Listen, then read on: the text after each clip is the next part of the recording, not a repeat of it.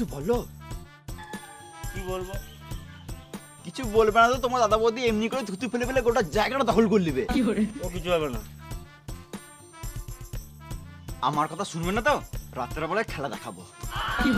তো আমার জায়গাতে কি কামাতে তুই ফেললি? দাঁড়া, ধুয়ে দিছি। ধোয়া হবে না।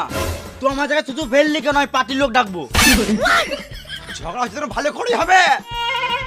দেখ ভাই, বইয়ের কথা শুনে ঝামেলা করিস না, আমি সব ঠিক করে দিছি।